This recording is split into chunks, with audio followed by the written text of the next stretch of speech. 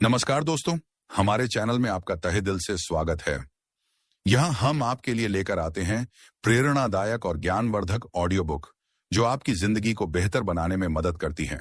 आज हम बात करेंगे चार्ल्स डुहिग द्वारा लिखित किताब पावर ऑफ हैबिट्स की, यानी उन आदतों की जो हमारी जिंदगी को बनाती और बिगाड़ती हैं। क्या आपने कभी सोचा है कि कुछ काम आप बिना सोचे समझे करते चले जाते हैं? यह आदतें ही हैं जो हमें चलाती हैं। तो चलिए शुरू करते हैं एक नई यात्रा खुद को बेहतर बनाने की राह पर। अध्याय 1, आदतों का रहस्य। क्यों और कैसे? क्या आपने कभी सोचा है कि हमारी आदतें बनती कैसे हैं? यह एक ऐसा सवाल है जो हमें अपने व्यवहार को गहराई से समझने की ओर ले जाता है। हमारी आदतें असल में हमारे तंत्रिका तंत्र में गहरी जड़ें जमाए हुए हैं।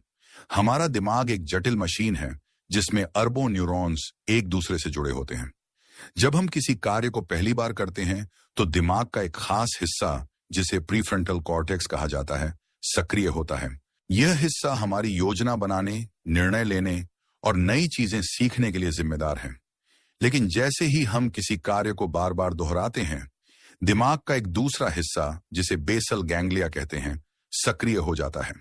यह बेसल गैंग्लिया एक तरह का ऑटो पायलट है जो हमारे द्वारा बार बार किए जाने वाले कार्यों को स्वचालित कर देता है। यह एक ऊर्जा बचाने वाली प्रक्रिया है जिससे दिमाग कम ऊर्जा खर्च करके भी काम कर पाता है। यह प्रक्रिया हमारे पूर्वजों के लिए अस्तित्व के लिए बहुत जरूरी थी। जब हम किसी नई परिस्थिति में होते हैं तो हमें सावधानी से हर कदम का विश्लेषण करना होता है। लेकिन जैसे जैसे हम किसी परिस्थिति में अभ्यस्त हो जाते हैं, हम उस पर कम ध्यान देना शुरू कर देते हैं। यह हमें अधिक महत्वपूर्ण चीजों पर ध्यान केंद्रित करने की अनुमति देता है। आदतें हमें रोजमर्रा के कार्यों को कम से कम प्रयास में करने में मदद करती हैं, जैसे कि दांत ब्रश करना, खाना खाना या कपड़े पहनना। ये आदतें हमारे जीवन को सरल और अधिक कुशल बनाती हैं। एक रिसर्च में पता चला है कि हम दिन भर में जो भी काम करते हैं उसका लगभग 40% हिस्सा हमारी आदतों से चलता है। ये एक चौंकाने वाली संख्या है जो दिखाती है कि हमारी आदतें हमारे दैनिक जीवन में कितनी महत्वपूर्ण भूमिका निभाती हैं। इसका मतलब है कि हम अपने दिन का एक बड़ा हिस्सा बिना सोचे समझे स्वचालित रूप से काम करते हुए बिताते हैं। यह हमारे लिए एक अच्छी बात है क्योंकि यह हमें अधिक महत्वपूर्ण कार्यों पर ध्यान केंद्रित करने की अनुमति देता है। अब सवाल यह है कि यह आदतें बनती कैसे हैं? यह एक 3 चरण प्रक्रिया है। पहला, क्यू संकेत। दूसरा, रूटीन नियमित क्रिया। और तीसरा, रिवॉर्ड पुरस्कार। क्यू वह ट्रिगर है जो हमें किसी कार्य को करने के लिए प्रेरित करता है। यह एक दृश्य, गंध, समय या भावना हो सकती है। उदाहरण के लिए, आईने में निकला हुआ पेट देखना आपको कसरत करने के लिए उकसा सकता है। रूटीन वह कार्य है जिसे हम करते हैं। यह शारीरिक, मानसिक या भावनात्मक हो सकता है। उदाहरण के लिए, कसरत करना, कम खाना या तनाव में सिगरेट पीना। और रिवॉर्ड वह इनाम है जो हमें उस कार्य के बाद मिलता है। यह शारीरिक, भावनात्मक या मानसिक हो सकता है, जैसे कसरत करने के बाद अच्छा महसूस करना, कम खाने से वजन कम होना या सिगरेट पीने से तनाव कम होना। आदत बनाने में रिवॉर्ड सबसे महत्वपूर्ण भूमिका निभाता है। जब भी हमें किसी काम से मनचाहा रिवॉर्ड मिलता है तो हम उसे बार बार करने लगते हैं। जैसे कि सिगरेट पीने से बेचैनी कम होने पर हम बार बार सिगरेट पीते हैं और यह एक आदत बन जाती है। इस मामले में निकोटीन एक रासायनिक रिवॉर्ड के रूप में काम करता है जो दिमाग में डोपामाइन जारी करता है। डोपामाइन एक न्यूरोट्रांसमीटर है जो खुशी और प्रेरणा से जुड़ा है। यह डोपामाइन ही है जो हमें बार बार सिगरेट पीने के लिए प्रेरित करता है। अब जानते हैं कि आदतों को छोड़ना इतना मुश्किल क्यों है। इसका कारण है कि बेसल गैंग्लिया दिमाग के बाकी हिस्सों से आजाद होता है। इसका मतलब है कि अगर बेसल गैंग्लिया को छोड़कर आपका पूरा दिमाग खराब हो जाए तो भी यह आराम से काम कर सकता है। यह एक स्वचालित प्रणाली है जो आदतों को बनाए रखने के लिए डिजाइन की गई है। यही कारण है कि हमें पुरानी आदतों को बदलने में इतना मुश्किल होती है।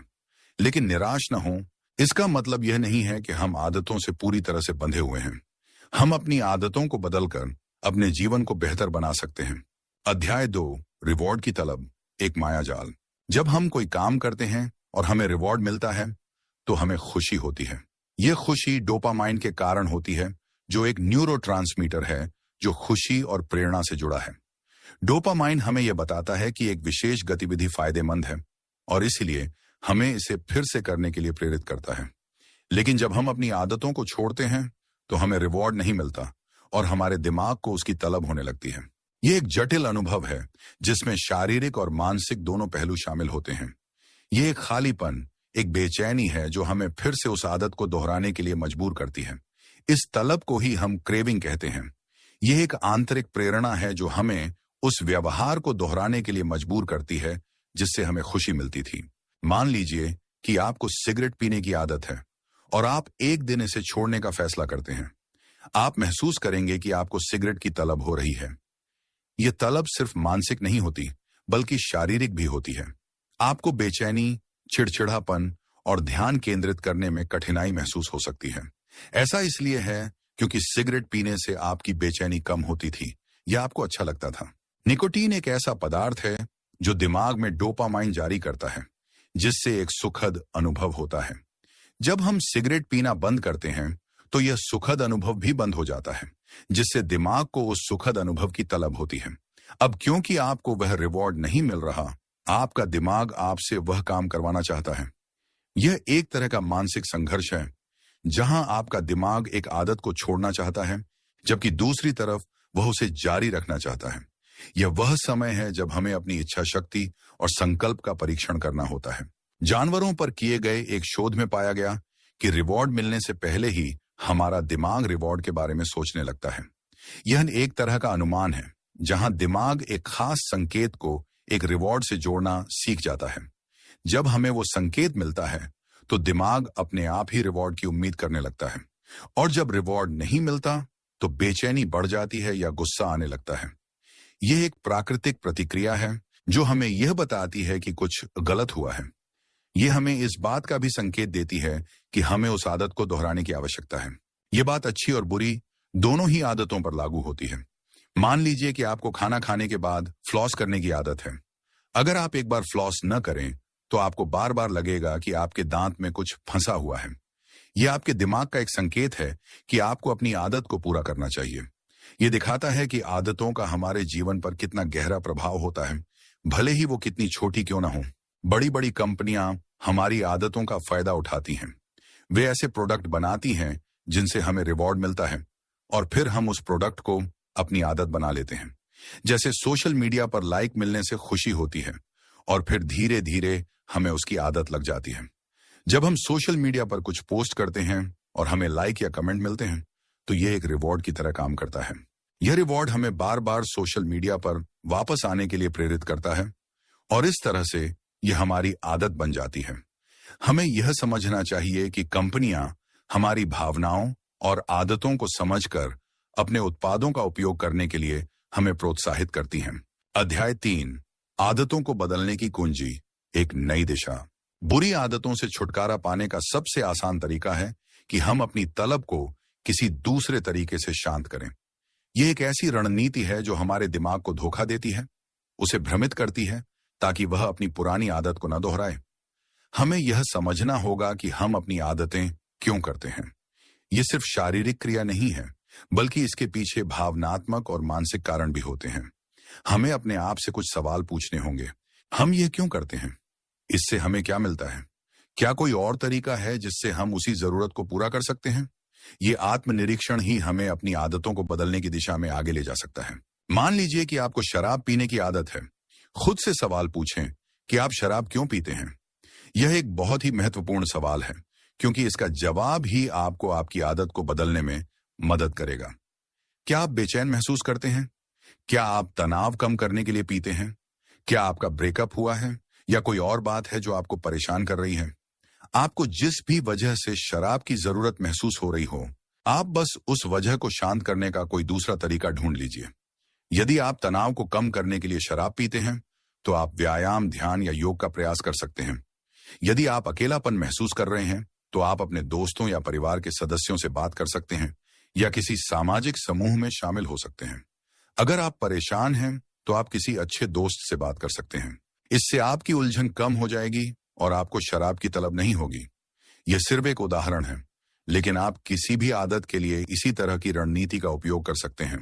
धीरे धीरे आप देखेंगे कि आप उस आदत से छुटकारा पा रहे हैं। यह एक लंबी प्रक्रिया है, जिसमें धैर्य और संकल्प की आवश्यकता होती है। लेकिन कभी कभी ऐसा भी होता है कि उन आदतों के छूटने के बाद भी हमें कुछ दिन बाद उस काम को करने का मन करता है। यह इसलिए होता है क्योंकि हमारी पुरानी आदतें दिमाग में गहरी जमी होती हैं। जैसे कि अगर आपका खास दोस्त जिससे आप बातें किया करते थे वो अब आपके संपर्क में नहीं है, या फिर आपका उससे झगड़ा हो गया, तो आपको फिर से शराब पीने की आदत पड़ सकती है। यह एक चुनौती है जिसका हमें सामना करना होगा। अक्सर ऐसा इसलिए होता है क्योंकि ऐसे हालातों में आपको लगने लगता है कि आपका साथ देने वाला कोई नहीं है, तो आप शराब को ही अपना साथी बना लेते हैं और फिर से शराब पीने लगते हैं। यह एक सामान्य मानवीय प्रतिक्रिया है, लेकिन हमें इसका मुकाबला करना सीखना होगा। तो इससे छुटकारा पाने के लिए हम क्या करें? ऐसे हालातों में आपको यह भरोसा करना होगा कि आप अकेले नहीं हैं। भगवान आपके साथ है और हमेशा ही आपके साथ रहेगा। यह आध्यात्मिक जुड़ाव हमें शक्ति और प्रेरणा प्रदान करता है।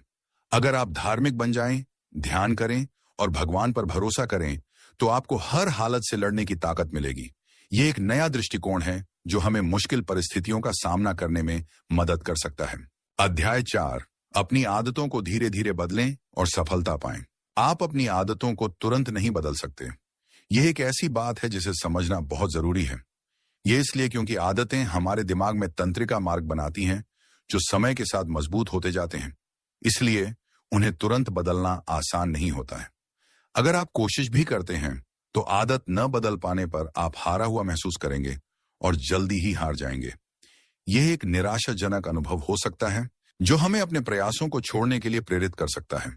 इसलिए जरूरी है कि आप अपनी आदतों को थोड़ा थोड़ा करके बदलें। यह एक लंबी प्रक्रिया है जिसमें समय, धैर्य और दृढ़ संकल्प की आवश्यकता होती है। जब Paul O'Neill Alcoa aluminium company के सीईओ बने तो उन्होंने अपने कर्मचारियों से कहा कि वे पहले इंडस्ट्री की साफ सफाई पर ध्यान दें और सबके लिए एक सुरक्षित माहौल तैयार करें। यह एक ऐसा उदाहरण है जो दर्शाता है कि कैसे छोटे छोटे बदलाव बड़े परिणाम दे सकते हैं। यह बदलाव कंपनी के लिए बहुत ही महत्वपूर्ण था क्योंकि इससे कर्मचारियों का आत्मविश्वास और मनोबल बढ़ा। एल्कोआ कंपनी पहले से ही नुकसान में चल रही थी। ऐसे में जब पॉल नए सीईओ बने तो सबको लगा कि वे कंपनी को फायदे की तरफ ले जाने के बारे में कुछ सोचेंगे। यह एक आम सोच थी क्योंकि किसी कंपनी के सीईओ से यही उम्मीद की जाती है कि वह लाभ और वित्तीय विकास पर ध्यान देगा। लेकिन उन्होंने सारी बातों को बगल में रखकर पहले सुरक्षित वातावरण पर ध्यान दिया। यह एक साहसी निर्णय था क्योंकि यह तात्कालिक लाभ के बजाय कर्मचारियों के कल्याण पर केंद्रित था। इससे इन्वेस्टर्स थोड़े नाराज हुए। यह एक स्वाभाविक प्रतिक्रिया थी क्योंकि निवेशक तत्काल लाभ चाहते हैं।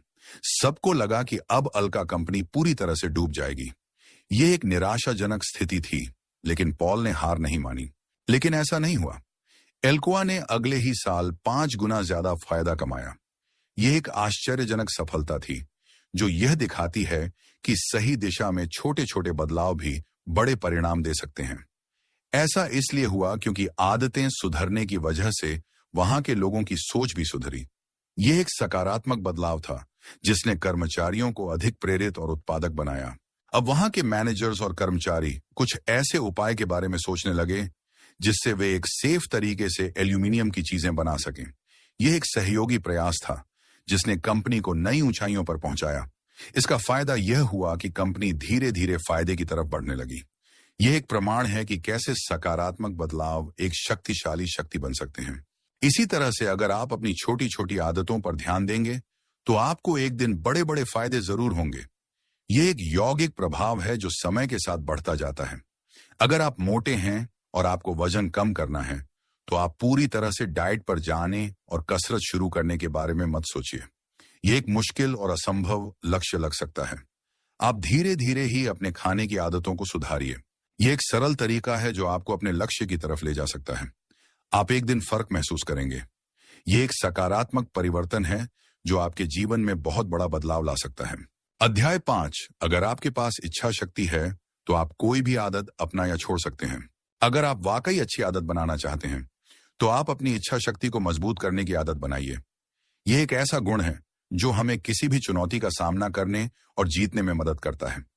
एक मजबूत इच्छा शक्ति से आप किसी भी समस्या से लड़कर उस पर जीत हासिल कर सकते हो।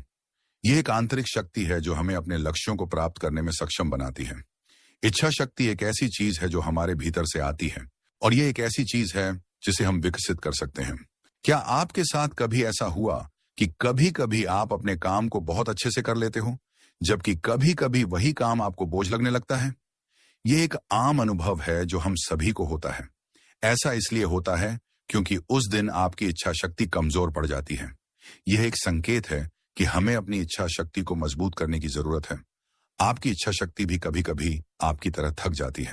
यह एक ऐसी शक्ति है जो समय के साथ कम हो सकती है और जिसे हमें रिचार्ज करने की आवश्यकता होती है। इच्छा शक्ति को मजबूत करने के लिए आप अपने आप को ट्रेन कर सकते हैं। यह एक ऐसी प्रक्रिया है जिसमें समय और प्रयास लगता है। जैसे कि अगर आपने कभी हवाई जहाज में सफर किया हो, तो आपने देखा होगा कि एयर होस्टेस का व्यवहार बहुत अच्छा होता है। यह इसलिए है क्योंकि उन्हें एक खास प्रशिक्षण दिया जाता है। वे सभी यात्रियों से शांत स्वभाव से बातें करती हैं और अगर कोई यात्री गुस्सा करने या लड़ने झगड़ने लगता है, तो भी वे शांति से उनको संभालती हैं। यह एक ऐसी क्षमता है जो वे प्रशिक्षण के माध्यम से हासिल करती हैं। एयर होस्टेस को ऐसे माहौल के लिए तैयार किया जाता है। उन्हें ट्रेनिंग दी जाती है कि अगर ऐसे हालात आए तो उन्हें क्या करना चाहिए। इसी तरह आप भी अपने आप को हर माहौल के लिए तैयार करके अपनी इच्छा शक्ति को मजबूत कर सकते हैं। यह एक ऐसा कौशल है जो आपको जीवन के किसी भी क्षेत्र में सफल होने में मदद कर सकता है। हमें यह भी याद रखना चाहिए कि इच्छा शक्ति एक ऐसा गुण है जिसे हम विकसित कर सकते हैं, इसलिए हमें कभी भी हार नहीं माननी चाहिए। एक और रिसर्च में यह बात सामने आई कि अगर आप कोई काम अपनी मर्जी से करें, तो आप उस काम को अच्छे से कर पाते हैं। यह एक बहुत ही महत्वपूर्ण खोज है जो हमें यह सिखाती है कि हमें अपने काम में अर्थ और उद्देश्य खोजना चाहिए। जैसे कि आप जब कहानियां पढ़ते हैं तो आपको अच्छा लगता है और आप उसे अच्छे से पढ़ भी पाते हैं। ये इसलिए है क्योंकि आप उस काम को अपनी मर्जी से कर रहे हैं और आपको उसमें आनंद आ रहा है। लेकिन अगर आप अपने जॉब के किसी असाइनमेंट के लिए कोई आर्टिकल पढ़ते तो आप बोर हो जाते हैं। ये इसीलिए है क्योंकि आप उस काम को दबाव में कर रहे हैं और आपको उसमें कोई दिलचस्पी नहीं है। इसीलिए आप प्रेशर में आकर कोई भी काम मत करिए। इससे आपकी इच्छा शक्ति कमजोर पड़ सकती है। यह एक ऐसा पाठ है जो हमें सिखाता है कि हमें अपने जीवन में अर्थ और उद्देश्य की खोज करनी चाहिए। अध्याय 6, कंपनियां आपके आदतों का फायदा उठाती हैं। आज आप देख रहे होंगे कि मार्केट में नए नए प्रोडक्ट्स आ रहे हैं। यह एक ऐसी दुनिया है जहां हर उत्पाद हमारी जरूरतों को पूरा करने का दावा करता है। हर प्रोडक्ट की आपको कहीं ना कहीं जरूरत पड़ती है। कुछ आपको सुविधा देते हैं तो कुछ आपकी असुविधा दूर करते हैं। यह सब कुछ एक बहुत ही सोची समझी रणनीति का हिस्सा है। कंपनियां हमेशा से ही आपकी आदतों और जरूरतों को समझकर प्रोडक्ट बनाती हैं। यह एक ऐसी प्रक्रिया है जिसमें गहन शोध और विश्लेषण शामिल होता है। वे आपके व्यवहार और जरूरतों को जानने के लिए आंकड़ों का इस्तेमाल करती हैं और उसी के हिसाब से प्रोडक्ट बनाती हैं। यह एक ऐसी दुनिया है जहां डेटा का महत्व बहुत अधिक है। वे आपके खरीदने के पैटर्न, आपके ऑनलाइन व्यवहार और आपकी सोशल मीडिया गतिविधियों को ट्रैक करते हैं ताकि यह पता चल सके कि आपको किस चीज की आवश्यकता है। यह जानकारी उन्हें यह समझने में मदद करती है कि कौन से उत्पाद आपके लिए सबसे अधिक आकर्षक होंगे। आइए इसे एक उदाहरण से समझें। टारगेट एक अमेरिकन रिटेलर है जो हर साल लाखों ग्राहकों को सर्विस देकर आंकड़े तैयार करती है।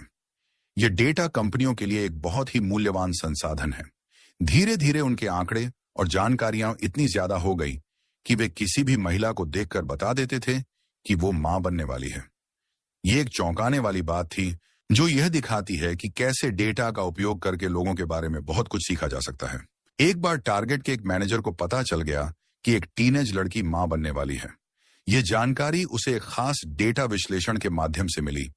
उसने अब तक अपने परिवार वालों को यह बात नहीं बताई थी, तो टारगेट ने उस लड़की के घर बच्चों की देखभाल करने वाले सामानों के कूपन भेजे। यह एक बहुत ही चतुर मार्केटिंग रणनीति थी।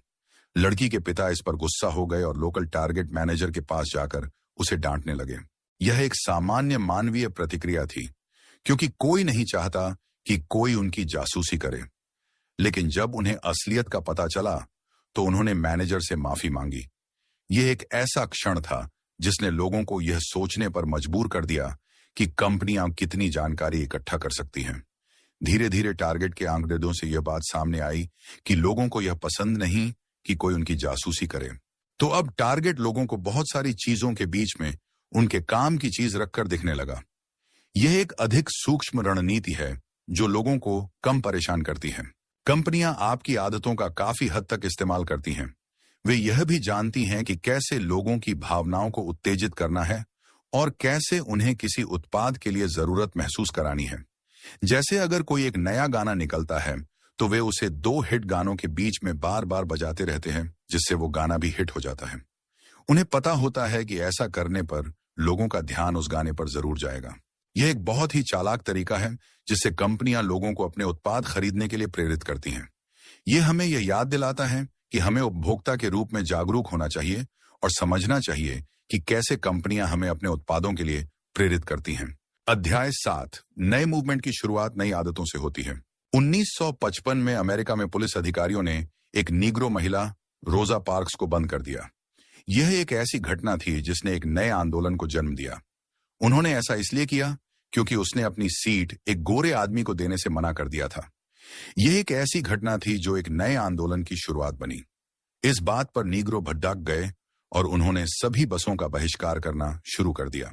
यह एक सामूहिक कार्रवाई थी जो लोगों की शक्ति का उदाहरण थी। हुआ यूं कि रोजा पार्क्स ने अलबामा में एक गोरे आदमी को अपनी सीट देने से मना कर दिया। यह एक ऐसी घटना थी जो नस्लीय भेदभाव के खिलाफ एक महत्वपूर्ण कदम था। इस पर पुलिस ने उसे गिरफ्तार कर लिया। हालांकि ऐसा पहली बार नहीं हुआ था जब किसी नीग्रो को इस तरह से गिरफ्तार किया गया हो, लेकिन रोजा पार्क्स की जान पहचान बहुत दूर तक थी। वह एक जानी मानी महिला थी जो समाज में अपनी बात रखने से नहीं डरती थी। रोजा पार्क्स बहुत सारे सोशल क्लब की मेंबर थीं और उनके बहुत सारे दोस्त थे।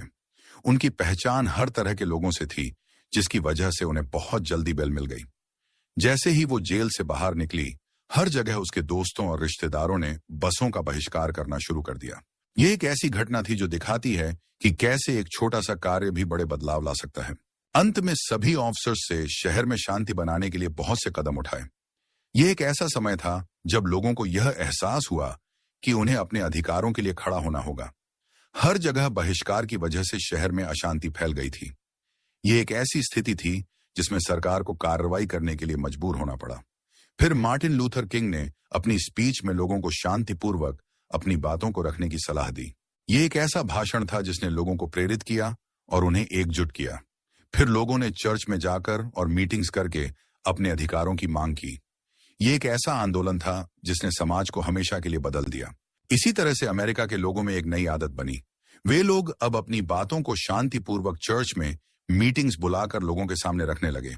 यह एक नया तरीका था जिससे लोगों को अपनी बात रखने में मदद मिली। इस नई आदत ने समाज का चेहरा बदल दिया। यह एक ऐसा उदाहरण है जो दर्शाता है कि कैसे आदतों से समाज में बदलाव लाया जा सकता है। यह हमें यह याद दिलाता है कि हमें अपने विचारों को व्यक्त करने और अपने अधिकारों के लिए लड़ने से कभी डरना नहीं चाहिए। अध्याय 8, आदतें आपके लिए खतरनाक भी साबित हो सकती हैं। हम में से कुछ लोगों की आदतें हमारे लिए बहुत खतरनाक साबित हो सकती हैं। यह एक ऐसी सच्चाई है जिसे हमें स्वीकार करना होगा। इसलिए यह जरूरी है कि हम उन आदतों को पहचानें और बदलने की कोशिश करें। यह एक ऐसी जिम्मेदारी है जो हमें अपने और अपने आसपास के लोगों के लिए उठानी चाहिए। आदतें किस तरह से खतरनाक साबित हो सकती हैं, यह हम दिए गए 2 उदाहरण से समझ सकते हैं। 2008 में ब्रेन थॉमस नाम के एक शख्स ने अपनी पत्नी की चाकू से हत्या कर दी। यह एक ऐसी घटना थी जो दिखाती है कि कैसे हमारी आदतें हमारे जीवन को खतरनाक बना सकती हैं। ब्रेन को नींद में चलने की और नींद में ही दूसरे काम करने की आदत थी। यह एक ऐसी स्थिति थी जिसमें वह खुद को नियंत्रित नहीं कर सकता था।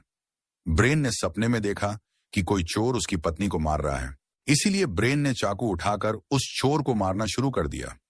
ये सभी काम में वो अपने सपने में कर रहा था, लेकिन असल में वो अपनी ही पत्नी को मार रहा था। यह एक ऐसी त्रासदी थी जो दिखाती है कि कैसे हमारी आदतों का हमारे जीवन पर नियंत्रण हो सकता है। अब आइए दूसरे उदाहरण पर नजर डालें। एनजी बैचमैन को कसीनो में जुआ खेलने की बुरी आदत थी। यह एक ऐसी लत थी जिसने उसके जीवन को पूरी तरह से बर्बाद कर दिया। वो पहले ही जुए में अपना घर और सारे पैसे हार चुकी थी। यह एक ऐसी कहानी थी जो हमें यह दिखाती है कि कैसे एक बुरी आदत हमें पूरी तरह से नष्ट कर सकती है। उसे जुआ खेलने की बहुत बुरी लत थी और ये बात हैराह नाम के एक आदमी को पहले से ही पता थी। हैराह ने एनजी को कसीनो में घुमाने का ऑफर दिया। यह एक बहुत ही चालाक योजना थी जो उसने एनजी को फंसाने के लिए बनाई थी। उसे पता था कि एनजी अगर एक बार कसीनो में जाएगी तो जुआ जरूर खेलेगी। हैराह ने एंजी के साथ जुआ खेलकर उसे $5 लाख के कर्ज में डुबो दिया और फिर उस पर कोर्ट में केस कर दिया। यह एक ऐसा उदाहरण है जो दिखाता है कि कैसे दूसरों का लाभ लेने के लिए हमारी कमजोरियों का उपयोग किया जा सकता है। इन दोनों ही उदाहरण में ब्रेन और एंजी अपने आदतों को काबू नहीं कर पा रहे थे। यह एक ऐसा पाठ है जो हमें यह सिखाता है कि हमें अपनी आदतों पर नियंत्रण रखना चाहिए। इसलिए यह बहुत जरूरी है कि आप अपनी बुरी आदतों पर काबू करके उनको जल्दी से जल्दी छोड़ दें। यह आपके लिए बहुत खतरनाक साबित हो सकता है। यह एक ऐसी यात्रा है जिसमें हमें अपनी कमजोरियों को पहचानना होगा और उन्हें दूर करने के लिए प्रयास करना होगा। अध्याय 9, आदतों को बनाए रखना, स्थिरता की कुंजी। हमने आदतों को बनने, टूटने और बदलने के बारे में तो बहुत बात की, लेकिन अब यह समझना भी जरूरी है कि एक बार जब हम अच्छी आदतें बना लेते हैं तो उन्हें बनाए कैसे रखा जाए। यह एक चुनौती है क्योंकि जीवन में उतार चढ़ाव आते रहते हैं और यह हमारी आदतों को प्रभावित कर सकते हैं। आदतों को बनाए रखने की कुंजी स्थिरता है। इसका मतलब है कि हम अपनी अच्छी आदतों को लगातार करते रहें, भले ही हमें कितनी भी परेशानी क्यों ना आए। यह सुनने में आसान लग सकता है, लेकिन असलियत में इसके लिए बहुत अधिक प्रयास और संकल्प की आवश्यकता होती है। आदतों को बनाए रखने के लिए सबसे पहले हमें अपने लक्ष्यों को स्पष्ट रूप से परिभाषित करना होगा। हमें यह जानना होगा कि हम क्या हासिल करना चाहते हैं और हम अपनी आदतों को क्यों बना रहे हैं। यदि हमारे पास कोई स्पष्ट लक्ष्य नहीं है तो हमारे लिए अपनी आदतों को बनाए रखना मुश्किल होगा। इसलिए यह जरूरी है कि हम अपने लक्ष्यों को लिखें और उन्हें नियमित रूप से देखते रहें। इसके बाद हमें अपनी आदतों को अपनी दिनचर्या में एकीकृत करना होगा। हमें अपनी आदतों को अपनी दैनिक गतिविधियों का एक हिस्सा बनाना होगा ताकि वे स्वचालित हो जाएं। यदि हमारी आदतें हमारी दिनचर्या से अलग हैं तो उन्हें बनाए रखना मुश्किल होगा। इसलिए हमें अपनी आदतों को अपनी दैनिक गतिविधियों में इस तरह से शामिल करना चाहिए कि वे स्वाभाविक रूप से घटित हों। उदाहरण के लिए, यदि आप रोजाना कसरत करना चाहते हैं तो इसे सुबह उठकर या शाम को काम से आने के बाद अपनी दिनचर्या में शामिल करें। एक और महत्वपूर्ण पहलू है अपने आप को जवाबदेह ठहराना। हमें अपनी आदतों के लिए स्वयं जिम्मेदार होना होगा। इसका मतलब है कि हमें अपनी प्रगति को ट्रैक करना होगा, अपनी गलतियों से सीखना होगा और अपनी सफलताओं का जश्न मनाना होगा। यदि हम अपने आप को जवाबदेह नहीं ठहराते हैं तो हम अपनी आदतों को बनाए रखने में असफल हो सकते हैं। इसके लिए आप एक जर्नल लिख सकते हैं, एक दोस्त को अपने लक्ष्य के बारे में बता सकते हैं या एक ऐप का उपयोग कर सकते हैं। हमें यह भी याद रखना होगा कि आदतों को बनाए रखना एक लगातार चलने वाली प्रक्रिया है। इसमें समय और प्रयास लगता है और हमें धैर्य रखने की आवश्यकता होती है। कभी कभी हम फिसल सकते हैं और अपनी बुरी आदतों में वापस जा सकते हैं, लेकिन यह ठीक है। हमें हार नहीं माननी चाहिए। हमें अपनी गलतियों से सीखना चाहिए और फिर से अपनी अच्छी आदतों की तरफ वापस जाना चाहिए। अंत में हमें अपने आप को प्रेरित रखना होगा। हमें अपनी आदतों के लाभों को याद रखना होगा और खुद को सकारात्मक तरीके से प्रेरित करना होगा। यदि हम प्रेरित नहीं हैं तो हमारे लिए अपनी आदतों को बनाए रखना मुश्किल होगा। इसलिए हमें प्रेरणा खोजने के तरीके ढूंढने होंगे, जैसे कि किताबें पढ़ना, प्रेरणादायक लोगों से मिलना या अपने आप को कुछ इनाम देना। आदतों को बनाए रखने में समय लगता है, लेकिन यह संभव है। यदि आप अपने लक्ष्यों के प्रति समर्पित हैं और अपनी आदतों को अपनी दिनचर्या का एक हिस्सा बनाते हैं तो आप लंबे समय तक उन्हें बनाए रख सकते हैं। याद रखें कि स्थिरता ही सफलता की कुंजी है। अध्याय 10, आदतों के साथ जीना, संतुलन और जागरूकता। अब तक हमने आदतों के बारे में बहुत कुछ जाना है, लेकिन यह भी याद रखना जरूरी है कि आदतों के साथ जीना एक संतुलित और जागरूक दृष्टिकोण की मांग करता है। यह एक ऐसा विषय है जिस पर अक्सर कम ध्यान दिया जाता है, लेकिन यह हमारे जीवन में एक महत्वपूर्ण भूमिका निभाता है। इसका मतलब है कि हमें अपनी आदतों के प्रति जागरूक रहना होगा। यह समझना होगा कि वे हमें कैसे प्रभावित करती हैं और यह भी देखना होगा कि क्या वे हमारे लिए सही हैं। यह एक लगातार चलने वाली प्रक्रिया है जिसमें हमें अपने आप से लगातार सवाल पूछते रहना होता है। आदतों के साथ जीने का मतलब यह नहीं है कि हमें अपनी सभी बुरी आदतों को पूरी तरह से खत्म करना होगा। इसका मतलब यह है कि हमें अपने आदतों के साथ एक स्वस्थ रिश्ता बनाना होगा। हमें यह समझना होगा कि कुछ आदतें हमें खुशी देती हैं, कुछ हमें तनाव से राहत देती हैं और कुछ हमें हमारे लक्ष्यों तक पहुंचने में मदद करती हैं। हमें अपनी आदतों के बारे में खुद से सवाल करना चाहिए। क्या यह आदत मेरे लिए फायदेमंद है? क्या यह मुझे खुश करती है? क्या यह मेरे लक्ष्यों को प्राप्त करने में मेरी मदद करती है? यदि किसी आदत का उत्तर नकारात्मक है, तो हमें उसे बदलने पर विचार करना चाहिए। इसके अलावा हमें यह भी याद रखना होगा कि आदतों के बारे में कोई एक आकार सभी के लिए फिट बैठता है, नियम नहीं है। जो आदत किसी एक व्यक्ति के लिए अच्छी है, वह दूसरे के लिए बुरी हो सकती है। इसलिए हमें अपने आप को जानना होगा, अपनी जरूरतों को समझना होगा और अपनी आदतों को उस हिसाब से समायोजित करना होगा। यह एक बहुत ही व्यक्तिगत यात्रा है, जिसमें हमें खुद पर भरोसा करना होगा और अपने लिए सही रास्ता खोजना होगा। हमें यह भी समझना होगा कि आदतों में लचीलापन भी जरूरी है। जीवन में उतार चढ़ाव आते रहते हैं और हमें अपनी आदतों को परिस्थितियों के अनुसार ढालने में सक्षम होना चाहिए। यदि हम अपनी आदतों से बहुत ज्यादा बंधे हुए हैं, तो हम अपने जीवन में बदलावों का सामना नहीं कर पाएंगे। इसलिए हमें अपनी आदतों के साथ एक स्वस्थ रिश्ता बनाना चाहिए, जिसमें संतुलन और लचीलापन दोनों शामिल हों। एक और महत्वपूर्ण पहलू है दूसरों के प्रति करुणा रखना। हमें यह समझना होगा कि हर किसी की आदतें अलग होती हैं और हमें दूसरों को उनकी आदतों के लिए जज नहीं करना चाहिए। हमें यह भी याद रखना होगा कि हर कोई अपनी जिंदगी में अलग अलग चुनौतियों का सामना कर रहा है। हमें एक दूसरे का समर्थन करना चाहिए और एक दूसरे को बेहतर बनने के लिए प्रेरित करना चाहिए। अंत में हमें यह याद रखना होगा कि आदतों का जीवन एक यात्रा है, मंजिल नहीं। यह एक लगातार चलने वाली प्रक्रिया है, जिसमें हमें अपने आप को बेहतर बनाने के लिए लगातार प्रयास करते रहना होगा। हमें अपनी आदतों के बारे में जागरूक रहना चाहिए, उनसे सीखना चाहिए और हमेशा बेहतर बनने की कोशिश करनी चाहिए। आदतों के साथ जीना एक संतुलित और जागरूक दृष्टिकोण की मांग करता है। यदि हम अपनी आदतों को समझते हैं, उनसे सीखते हैं और उनके साथ एक स्वस्थ रिश्ता बनाते हैं, तो हम एक खुशहाल और संतुष्ट जीवन जी सकते हैं।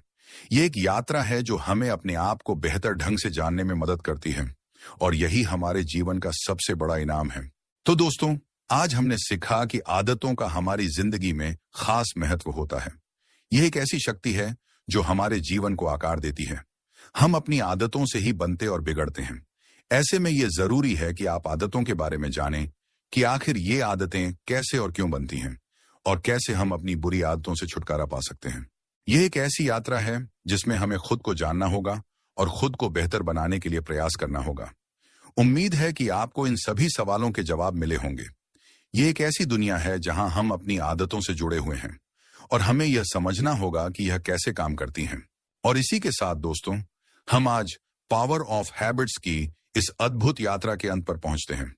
हमने साथ मिलकर यह जाना कि कैसे हमारी आदतें हमारे जीवन को आकार देती हैं और कैसे हम जागरूक प्रयास से उन्हें बदलकर अपनी जिंदगी को बेहतर बना सकते हैं। मुझे उम्मीद है कि इस ऑडियो बुक के जरिए हमने जो कुछ भी सीखा है, वह सिर्फ सुनने तक ही सीमित नहीं रहेगा, बल्कि आपके जीवन का मार्गदर्शन भी करेगा। याद रखिएगा, यह ज्ञान केवल जानकारी नहीं है, बल्कि आपके भीतर की अपार क्षमता को जगाने की कुंजी है। यह आपको अपनी आदतों को समझने और सकारात्मक बदलाव लाने की ताकत देगा। यह ऑडियो बुक आपको यह सिखाती है कि कैसे अपने आदतों के चक्र को पहचानें, कैसे बुरी आदतों को तोड़ें और कैसे अच्छी आदतों को अपनाएं। लेकिन सबसे महत्वपूर्ण, यह आपको यह भी सिखाती है कि आप अपने जीवन के निर्माता हैं और आपके अंदर वह शक्ति है कि आप जो चाहें हासिल कर सकते हैं। अब जब आप इस ऑडियो बुक को सुनना समाप्त कर रहे हैं, तो मैं आपसे एक अनुरोध करना चाहता हूं। इन सिद्धांतों को याद रखें, इन पर विचार करें और इन्हें अपने दैनिक जीवन में लागू करने का प्रयास करें। अपने छोटे छोटे लक्ष्यों को प्राप्त करें और हमेशा याद रखें, आपके भीतर असीम शक्ति है और आप जो भी चाहें पा सकते हैं। आपके इस बहुमूल्य समय के लिए और इस यात्रा में मेरे साथ जुड़ने के लिए दिल से धन्यवाद। मैं उम्मीद करता हूं कि आपको यह ऑडियो बुक पसंद आई होगी और इसने आपको अपनी आदतों की शक्ति और उनके नियंत्रण के बारे में कुछ नया सीखने को मिला होगा। अगर आपको यह ऑडियो बुक पसंद आई तो इसे लाइक करें, अपने दोस्तों और परिवार के साथ साझा करना न भूलें, ताकि वे भी इस ज्ञान का लाभ उठा सकें। और हाँ, हमारे चैनल को सब्सक्राइब करना बिल्कुल न भूलें, ताकि आपको ऐसी ही और प्रेरणादायक और ज्ञानवर्धक ऑडियो बुक्स मिलती रहें। हम जल्द ही एक और नई ऑडियो बुक के साथ वापस आएंगे। तब तक के लिए अपना ख्याल रखिए, सीखते रहिए और हमेशा अपने लक्ष्यों की ओर आगे बढ़ते रहिए। याद रखें, आपके सपने सच हो सकते हैं और आपकी आदतें आपके जीवन को बेहतर बना सकती हैं।